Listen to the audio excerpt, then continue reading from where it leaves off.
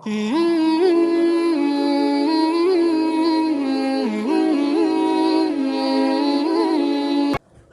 شب ضربت ہے. میں آپ کو بتلا دوں کہ مولا کائنات کے مصائب کا آغاز آج سے نہیں ہے. علی کے مصائب کا آغاز، علی کے غموں کا آغاز اس وقت سے ہے کہ جب زہرا پر چلتا ہوا دروازہ دیکھا. علی کے مصائب کا آغاز اس وقت ہے کہ جب زہرا کی پسلیوں کو ٹوٹتے ہوئے دیکھا. علی کے مصائب کا آغاز آج سے نہیں ہے. آج تو وہ دن آ گیا کہ 30 سال پہلے علی نے جس کی آرزو کی تھی، جب بی بی زہرا کو دفن کر رہے تھے نا، تو کہتے تھے کہ اے بی بی کاش علی کی جان ابھی نکل جائے. تڑپ تڑپ کر کہتے تھے کہ اے بی بی کاش علی آپ کے پاس زیادہ زندہ نہ رہے. وہ دن آ گیا، اب علی کی رخصت کا دن آ گیا. علی کا سفر ہے آج، سفر کا آغاز ہے. بات واضح ہو رہی ہے. علی ابن ابی طالب، جب کسی نے میرے مولا سے پوچھا تھا کہ مرد کے لیے سب سے سخت موقع کون سا ہے، کہو کہ جب اس کے سامنے اس کی زوجہ کو مارا جائے وہ کچھ نہ کر سکے. نہج البلاغہ میں میرے مولا کہتے ہیں فی الحلق شجا و فی العین قضا، میری حلق میں ہڈی تھی، میری آنکھوں میں کانٹا تھا. یہ ہے علی کے مصائب. رونے والے آج موجود ہیں ماشاءاللہ، اب اتنی بڑی تعداد میں یہاں موجود ہیں. میں ایک جملہ کہنا چاہتا ہوں. رسول اللہ نے وہ جو حضرت حمزہ کا قاتل تھا نا حبشی، فتح مکہ کے بعد ظاہری طور پر مسلمان ہو گیا تھا، کہا لیکن میں تجھے دیکھ نہیں سکتا، میرے سامنے نہ آیا کر، چلا جائے یہاں سے. رسول حضرت حمزہ کے قاتل کو دیکھ نہیں سکتے تھے. مولا علی نے سیدہ کے قاتلوں کو 25 سال تک دیکھا اپنے سامنے. مجھے نہیں معلوم علی سیدہ کے قاتل سے بات کیسے کرتے تھے. مجھے ذرا سوچو تو صحیح اس بات کو. لیکن پھر وہ رمضان آیا، بس علی کے دل میں یہ بہت بڑا غم تھا. خلافت کا چھن جانا ایک معاملہ ہے، لیکن زہرا کی پسلیوں کا میں بار بار وہ لفظ نہیں کہنا چاہتا. اس عالم میں کہ مولا کائنات نفسی علی ظفراتہا محبوسہ، میری سانسیں میرے سینے میں رکی ہوئی ہیں. یہ علی ابن ابی طالب فریاد کرتے تھے. بس عزیزوں، وہ دن رمضان آیا، 40 ہجری یا 41 ہجری کا رمضان، اور اس رمضان میں علی کی کیفیت ہی مختلف تھی.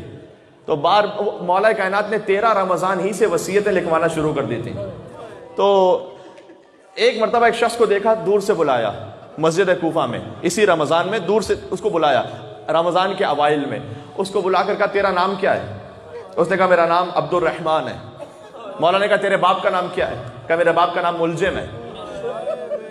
کہا تجھے معلوم ہے کہ تیری یہودی دایا جب تجھے کچھ کھانا کھلاتی تھی تو تجھے تماچے مار مار کر کہتی تھی کہ تو ناقہ صالح کی ٹانگوں کا کاٹنے والا ہے. تجھے یاد ہے یہ؟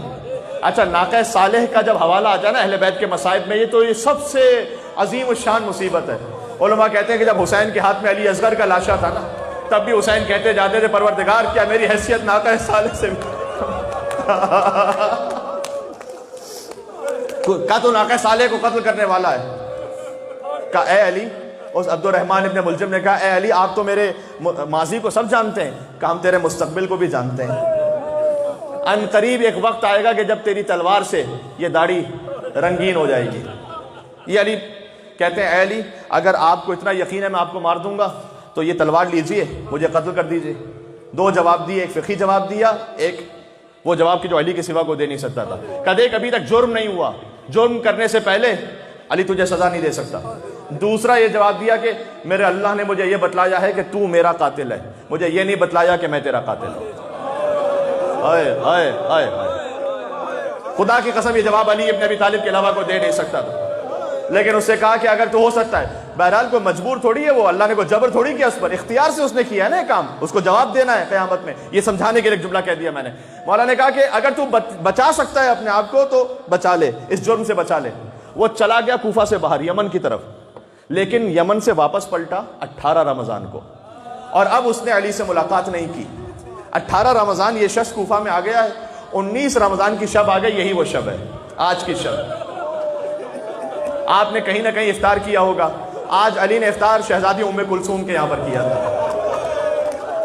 علی کا طریقہ یہ تھا کہ اس رمضان میں اپنی ہر اولاد کے یہاں جا کر افطار کرتے تھے. اچھا، بیٹی کے دل میں باپ کے لیے کتنی محبت ہوگی، لہذا بیٹی یہ چاہتی ہے آپ کے یہاں کوئی عام مہمان بھی آ جائے، آپ چاہتے ہیں اچھے سے اچھا کھانا اسے کھلاؤں۔ جب بی بی کے یہاں مولا کائنات آئے ہیں تو بیٹی یہ چاہتی ہے کہ میں اچھے سے اچھا کھانا اپنے باپ کو دوں، لیکن باپ کے مزاج کو بھی جانتی ہے، لہٰذا ایک دودھ کا جام رکھا، ایک نمک کا ٹکڑا رکھا اور ایک روٹی رکھی علی کے سامنے افطار میں۔ خدا کی قسم میں قربان ہو جاؤں اپنے موقع مولا علی ابن ابی طالب علیہ السلام پر۔ علی نے شہزادی ام کلثوم کو دیکھا، کہا بیٹی آپ تو جانتی ہیں کہ علی نے کبھی ایک وقت میں 2 غذائیں استعمال نہیں کی ہیں، علی نے کبھی 2 کھانوں سے افطار نہیں کیا، ایک اس میں سے اٹھا لیجیے۔ بیٹی آگے بڑی چاہتی تھی کہ نمک اٹھا لوں تاکہ میرے بابا روٹی اور دودھ سے افطار کر لیں۔ جیسے ہی نمک اٹھانے لگی مولا نے روک دیا، کہا اے بیٹی نمک علی کو بہت مرغوب ہے، ایسا کریے دودھ اٹھا لے۔ آج علی اللہ اکبر، کہا میں افطار کروں گا فقط نمک اور روٹی سے، چند لقمے تناول فرمائے، سوکھی روٹی۔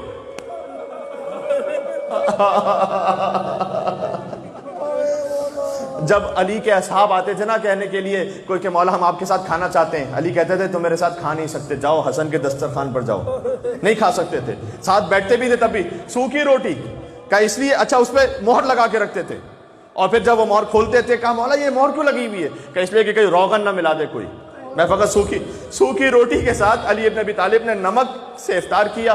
شب قدر شب 19 رمضان بھی تھی، لہذا عبادتوں میں مصروف ہو گئے۔ بی بی ام کلثوم کا بیان ہے کہ میرے بابا تو ہر رات عبادت کرتے تھے، لیکن آج کی کیفیت بڑی مختلف تھی، اس لیے کہ آج عبادت کرتے بار بار صحن خانہ میں جاتے تھے، آسمان کی جانب دیکھ کر کہتے تھے انا للہ و انا الیہ راجعون، انا للہ و انا الیہ راجعون۔ ہاں یہ وہی رات ہے، ہاں یہ وہی رات ہے۔ ایک مرتبہ بیٹی آگے بڑی، بیٹی کا دل تھا، آ کر کہا کہ بابا آج یہ اضطراب کی کیفیت کیسی ہے؟ کہا بیٹی تو جانتی ہے تیرا بابا دنیا کا سب سے شجاع انسان ہے، کوئی شخص علی کے سامنے ٹھہر نہیں سکتا، لیکن آج مجھے کسی انسان کے سامنے نہیں جانا، آج مجھے مالک الملک کے سامنے، رب العالمین کے سامنے حاضری دینی ہے۔ یہ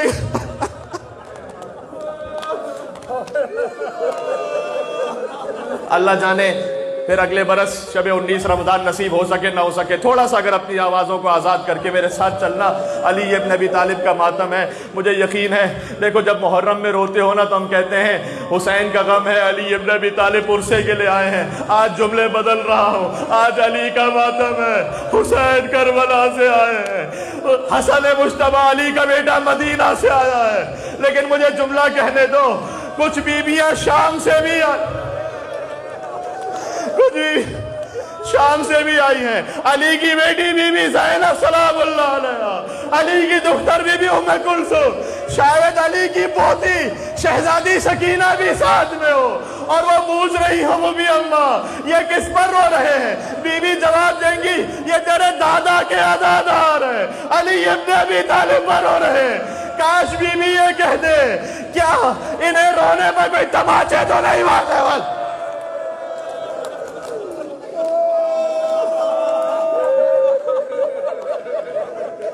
عزیزوں طویل سوروں کی تلاوت میں مصروف رہے، اس کے بعد فجر کا وقت آیا۔ 19 رمضان پوری رات اس طرح سے اضطراب میں گزاری، اور اس کے بعد میرے مولا اچھا کچھ دیر بعد تلواروں کی جھنکار کی آواز آئی۔ اچھا آج تھوڑے سے طویل مصائب، آج نہ پڑھوں تو کب پڑھوں گا، مولا علی کے سال میں ایک ہی تو موقع آتا ہے، تو جھنکاروں کی آواز آئی۔ علی اپنے گھر سے باہر تشریف لائے جیسے ہی تو دیکھا حذیفہ یمانی ہے، صاحب سر رسول اللہ، 40 جوانوں کے ساتھ تلوار لیے موجود ہیں وہاں پر۔ کہا اے حذیفہ کیوں آئے ہو آج؟ کہا مولا 13 رمضان سے ہمارے کان سن رہے ہیں کہ یہ داڑھی خون سے خضاب ہونے والی ہے، مولا تف ہے ہماری زندگی پر، مولا ہم زندہ رہے اور آپ کو کوئی مار دے، مولا تف ہے ہماری زندگی پر، ہم نے فیصلہ کیا کہ ہم آپ کا پہرا دیں گے جب تک رمضان نہ ختم ہو جائے۔ علی نے حذیفہ یمانی کو دیکھا، کہا حذیفہ میں کون ہوں؟ کہا آپ میرے امام ہیں۔ کہا میں تجھے امام بن کر حکم دیتا ہوں تو واپس چلا جا۔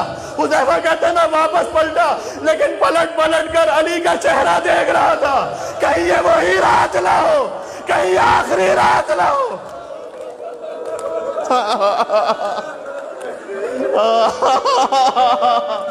خدا کی قسم جب سمائے ماشاءاللہ اپنی صداؤں کو آزاد کرنا. میں نے جب جملہ سنا تو مجھے وہ منظر یاد آ گیا جب حسین نے علی اکبر کو بھیجا تھا. کہتے تھے بیٹا پلٹ پلٹ کر دیکھتے رہے, تیرا چہرہ دیکھتا رہو بیٹا. اللہ اکبر, تیرا چہرہ دیکھتا رہوں.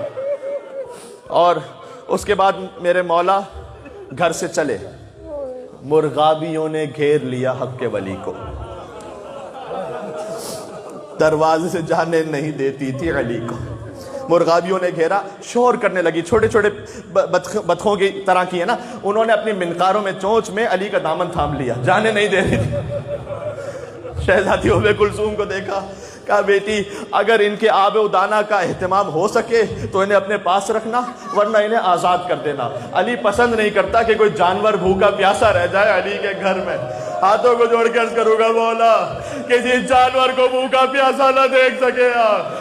کربلا میں تیرا علی اصغر 3 دن کا بھوکا پیاسا مارا گیا.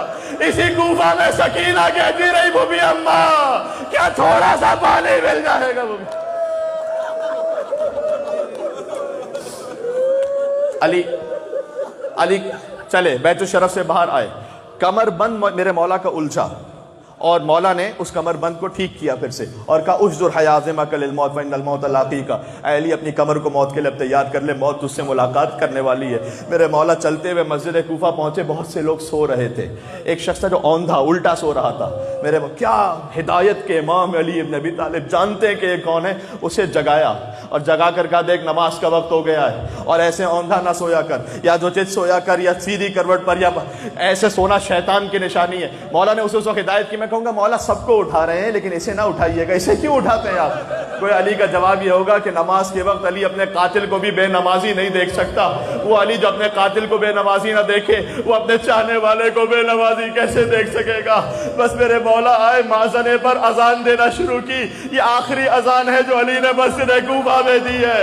علی نے کہا اللہ اکبر اللہ اکبر. نمازی آنا شروع ہوئے, علی کی اذان گونج رہی تھی. ابن ملجم علی کے پیچھے بیٹھ گیا, علی نے نماز شروع کی, اللہ اکبر. قیام ہوا, رکوع میں گئے علی, سبحان ربی العظیم و بحمدہ. علی ابن ابی طالب کا پہلا سجدہ تھا, سبحان ربی الاعلی و بحمدہ. کہ ایک صدا گونجی, الا وفزت برب الکعبہ. ابن ملجم کی تلوار تھی, علی کا اٹھتا ہوا سر تھا.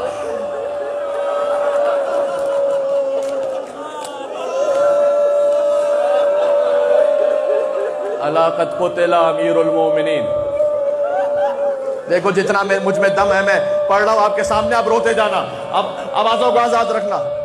ابن ملجم, علی کا اٹھتا ہوا سر, ابن ملجم کی گرتی ہوئی تلوار. آج ہی ایک جگہ میں نے دیکھا کہ تلوار کا زخم تقریباً اتنا تھا کہ ابروؤں تک علی ابن ابی طالب کے اوپر تلوار.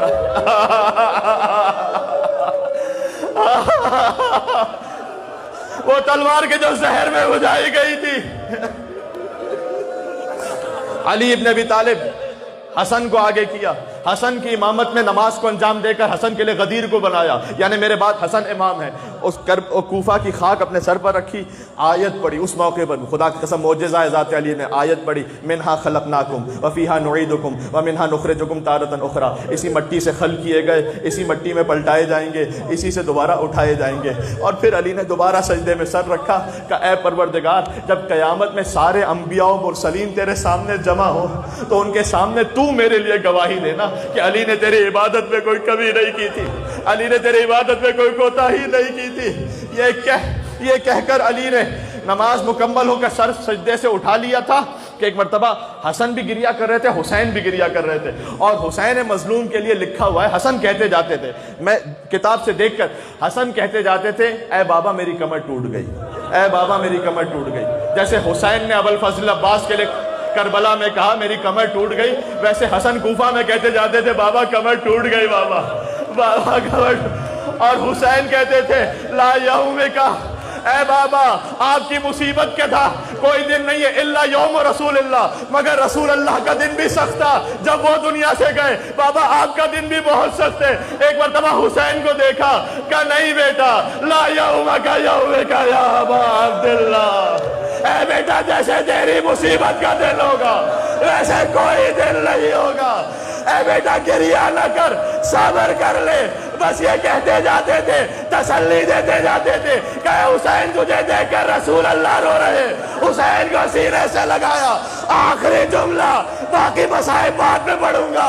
یہ تسلی دینے کا انداز پھر کربلا میں نظر آیا جب حسین نے اکبر کے کلیجے سے برچھی کا پھل کھینچا. کربلا کی زمین ہلی. کہا بیٹا یہ دیکھ دادا ابراہیم کھڑے ہیں، یہ دیکھ دادا اسماعیل کھڑے ہیں، یہ دیکھ بابا علی کھڑے ہیں، یہ کیا کہیں گے؟